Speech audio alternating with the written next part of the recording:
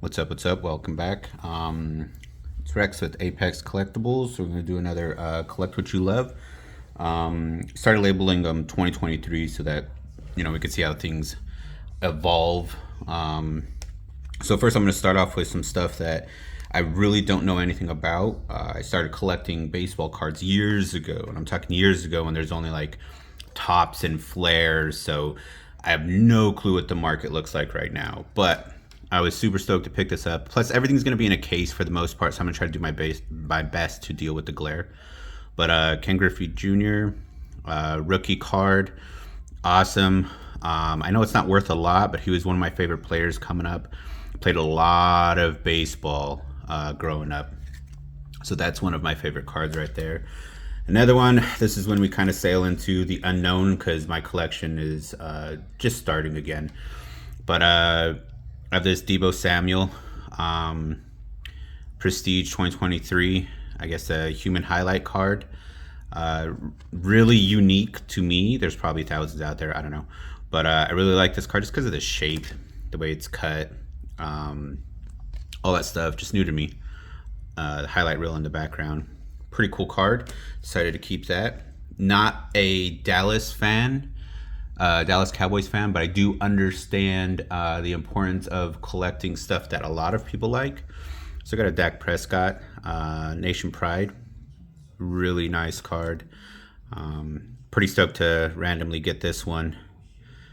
Trying to figure out if Panini or what other brand is the best to collect. But I mean, hey, that's life at this moment. Just trying to figure out CeeDee Lamb, awesome player. It's not that I don't like, what is it, Dak Prescott. It's just, it's the Cowboys. I can't say that they're not good players because they're awesome players. They're just, not a Cowboys fan. Really like this card. I like the foil on it.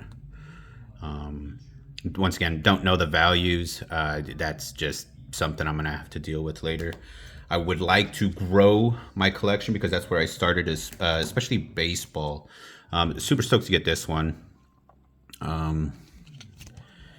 Team logo patch relic card. I have a bunch of I keep on saying sorry. I have a bunch of rookie cards for baseball and football. I know a lot more about football than I do baseball, but I'm gonna work on that just so that I can collect more things, expand my collection in different directions. Because that's what I really like to do. I don't like to just focus on one thing, obviously. Now, next, I'm going to get into my Pokemon cards. From here on out, except for some of the Magic cards, I'm pretty sure I recorded a lot of the stuff that I already had or that I pulled. So my Pokemon collection is very small, and that's because I used quite a bit of the bigger cards that I had to really get this going and to be able to invest more into Magic and Pokemon and some football cards, but mainly Magic and Pokemon. And then obviously it's going to start going to Lorcana as well. And I know these cases, a lot of people say they're going to ruin your cards or they can damage them. They're just sitting on my shelf. I don't play them. I don't do anything. I'm a collector, right? Once I see that they have somewhat of value, or I like the art, like I really like this art just because, I mean, he looks pretty chill in the snow. Grew up in Denver, so I love that. But just that's the kind of stuff that I collect. Just that's the whole point of collect what you love, right? It doesn't matter the value. It doesn't matter, what you're looking to do with your collection. Just start by collecting what you love. Appreciate what you have right now, because if you don't do that, then your collection is just gonna it's not gonna settle on anything. And that's kind of where I was. There's a little mark right there, but that's fine. With comics, and I said it before in my past video, started just collecting art in comics. What looked cool, it was cheap to get, and I collected a lot of it, but then I started running out of space, right? Started running out of space, and then there was no resale value when I tried to resell it. So you really have to kind of evolve, and it's not necessarily collect, like focusing on collecting what other people love, but figure out what has value in the things that you're collecting. You might not like a certain thing like Pokemon. I really like Pokemon. I like the art. I don't play it, but it's there's a big market for it right now. So I mean, hey, why not invest in it, right? Get what you can, make videos. When you get big cards, there's a lot of places that'll trade them in for. You can trade them in for other cards, so it's a pretty good product. Magic, you can find a lot of value in certain Magic packs, so that's awesome. But not a lot of people watch the videos. A lot more kids, and I mean even adults, watch more Pokemon because that's a bigger product. It's a well-known name, so that's kind of where it's at. But oh yeah, two more Pokemon cards. But you kind of have to evolve. You kind of have to be open with the directions that you go in and what you want to do. Like I decided to start doing YouTube, so guess what? I gotta start investing into Pokemon again. So that's fine. I'm okay with that. Obviously, I like a lot of Magic because of the art, and Pokemon is fun. Has a lot of fun art, but Magic is a little more for the adults. So it's cool. It is what it is. But moving on. That's going to be a lot of these videos is just the information that I have and that I'm trying to provide to individuals, especially as you start collecting. So if you get sick of me talking and you just want to see cards, I apologize, but that was my point behind all of this. So going into Lorcana, me and my wife actually play this, and I know I showed these on one of my videos in the past, but I really love these signed cards. Definitely going to get all of these graded. I have another unopened box just to save of these signed cards. I'm trying to keep, I said trying because as a collector I like to open stuff. I'm trying to keep a first chapter box sealed just in case, if the prices go up, and if they never do, then I'll crack it open and have more cards to play with. See what I get, right? Make a video out of it. I know these little covers do them no justice, but I'm also just showing you what I have. It's not pristine and look at how clean it, they're in a hard case, so it's going to kind of affect the look, but it's just a part of my collection. I have these displayed as well, and I'm definitely, like I said before, going to send those in. I'll probably make a unboxing video on that to see what grades I have. And then these three are just the ones that I actually opened up randomly, have value. I think this one's like 14 or 15 bucks. I can't remember. It's a non-foil. This one was surprisingly expensive. I randomly pulled this one. I don't even know what I pulled it from, but pretty stoked about this. And then of course I did make a video and I think a shorts of the Maleficent card. Awesome. My wife loves Maleficent. This is the Monstrous Dragon, and it just looks sick. I'm just happy that it looks sick and it actually has a lot of value. So that's all I have for Lorcana so far. Now Magic. So I'll start with the last one that I've showed recently. We'll kind of go in reverse order. These two, I did an unboxing video last night. Love this oil slick art. I don't care. I think this one's like 10 bucks, and the next one I'm going to show you is like 12 or 13. Doesn't matter. I'm going to get it graded, and it's going to go on my wall because that's a part of my collection. It's about what I'm collecting. It's not about what the market sees or what anybody else sees value in. It's just, they just look so sick. That black oil, like I said before, the case, these, protective cases aren't doing it any justice, but just showing you what I have. Just so nice. Love the way it looks. And then I did another video on these. I didn't think I was gonna like them as much as I actually do, but the Hydra, Kolingall Hydra heads, I think was the name of it. Once again, this is all scraped up. It's not the card, but I'm gonna send these in to get graded. Just reminds me of old school blacklight posters that we used to have growing up. So nice. Love the art. The foil is amazing. Yeah. Super stoked I got it. Also, too, it was my first secret layer purchase. So I'm pretty stoked that this is my first one. Bless you. But yeah. There's 3 more in this. just looks so crazy. Love that trippy art.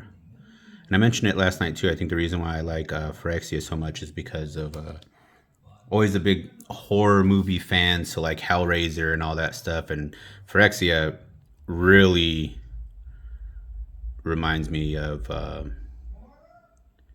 Hellraiser, especially with the art. All will be one. Just looks crazy. Very demonic. This is the last one. Just looks so ridiculous. Love those cards. All right, so moving on to the reason why I started collecting Strixhaven.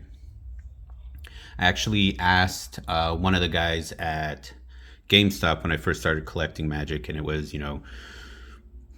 what's the best set to get in as far as value and rarities and stuff like that. And he mentioned Strixhaven and Amentet, I think. I can't remember, but I could find Strixhaven. And then when I realized that there's these Japanese cards in Strixhaven, I had to dive in. These are just gorgeous. The artwork on them is amazing. Once again, I know the carrying case could possibly damage them, but they're just sitting on my wall. I put up a little shelf. They'll be fine. I'm really debating on getting these graded. It will really depend on if they really do jump in value. But for right now, I just enjoy having them displayed. This artwork is just awesome. And I got the foils. I definitely do not have the two most expensive ones, the Demonic Tutor, and I can't remember what the other one is. But I do have the third one. I think this one's like $40 right now, $45. I can't remember. But more attracted to the art than the price right now. Like I said before, if these go up, then I would definitely get them graded, but just the way they look. Such a good idea, in my opinion, to have those, and I'm going to keep on going after them. So now, I guess if you want to call it my quote-unquote staples, this is when I first started getting in, and thanks to Nolan over at Fantasy Fortress, I started asking him a lot of questions, rare art, things I should get, and he had 2 cards on his wall that I actually started collecting, and we'll kind of just go in order. That he was like, hey, these cards are going to be staples. They're at the very least going to stay at the value that they're at, or they're going to go up in value, right? Okay, cool. As a collector, that's right up my alley, and that sounds perfect. So on the first one's the Confetti Foil, Necropotence, Anime.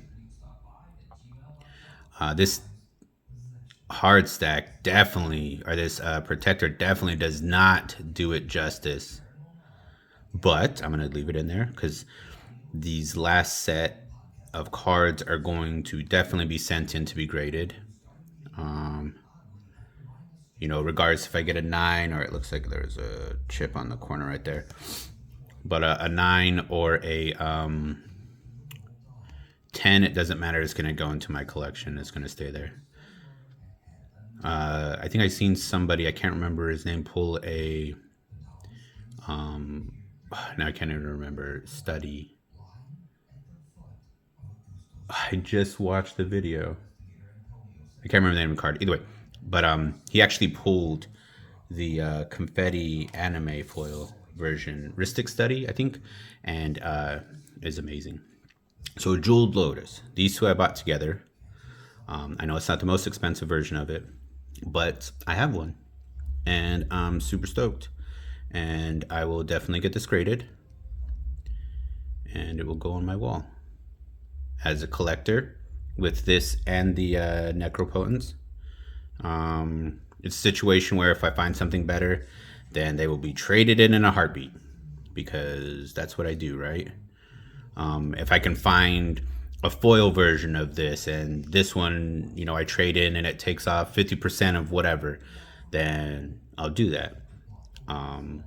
because that's what we should be doing as collectors, just constantly improving your collection.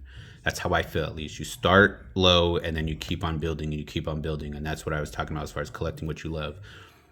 Start collecting what you love and then start checking to see what has value within that genre that you love. Just so that if you decide to push it forward, push the envelope and get new things, then you can get more pricey things and build your collection. So this one, the Bone Scythe Sliver, is an expensive card, and I was like, okay, well, why is it expensive? And obviously it's Secret Lair, so that was cool. And it's never going to be printed again from the sounds of it because of the, borderless, and it's foil. So it looked awesome, always caught my attention. It's like, I'll just buy it, get this graded. Just an awesome looking card. Is that one. And then one of the last ones I actually bought because I had to have it, foil. And what I mean by buy, I actually traded in a bunch of cards that I had been collecting. So not all of these were straight out of pocket. And that's, letting your hobby fund itself. It's a big part of it. It's a lesson that definitely needs to be learned. Definitely get this graded. I know it's dropping in value right now, but it's Lord of the Rings. It's the One Ring. It's Surge foil, full art. Yeah, it's gonna be graded. So this one I actually pulled myself. I've been searching for a Demonic Tutor in Strixhaven in that anime foil. In that Japanese foil art. But I pulled one at Commander Masters. It's not foil. It's full art. And I will take it. There's nothing like actually pulling a card yourself, sitting there and just being surprised. And this one was pulled, not in a video, but it's just the fact that, a lot of my Magic cards I unpack. I don't do videos on, only because it doesn't seem like a lot of people like watching my videos so far. Mine, not others. I understand that. As far as Magic, so kind of do it to myself, still have that personal experience of getting excited without having to be on camera. But I really like this one. Super stoked to pull that on my own. I can't remember what I was gonna say about the Demonic Tutor. Either way, so pushing forward, that's basically my collection as far as cards. It's a small collection, but hey, eventually it's going to grow, and this is 2023. I started collecting in 2023, so we'll see where it goes from there. Just a backstory, you'll probably see this going up, and as a collector, you need somebody that's going to support you, right? My wife wrote this little note while I had my setup, and I came back and it was just sitting right here, and that's a big deal to me, right? Have somebody that appreciates you, accepts you for who you are. Because, not all of us are 12 collecting cards. Some of us are in our late 20s, late 30s collecting cards, comic books, and all that stuff. And this means a lot to me. So that's going to go up on my little background. My next video, I'm probably going to hit on action figures and probably go for a more of an obscure video. Because as a collector, it's not all about value. And I think that's going to be a big part of my next video. But either way, appreciate you watching the video. If you can, like and subscribe. That'd be great. Helps out the channel. Also, too, if you're watching and, you started your own YouTube videos and, you're a collector as well, just let me know and I'll start shouting you out. We could talk about what you're going to show next. And if I do a Pokemon video and you're opening Magic, then hey, if you're interested in watching a new Magic video, go to so-and-so's channel. I want to build a community. I'm not here to just, brush other people off. I love being a part of something. So something bigger than me, right? And impacting other individuals and hopefully bringing them joy and providing good advice. But regardless, appreciate it. Appreciate you watching. Happy holidays. And as always, stay safe.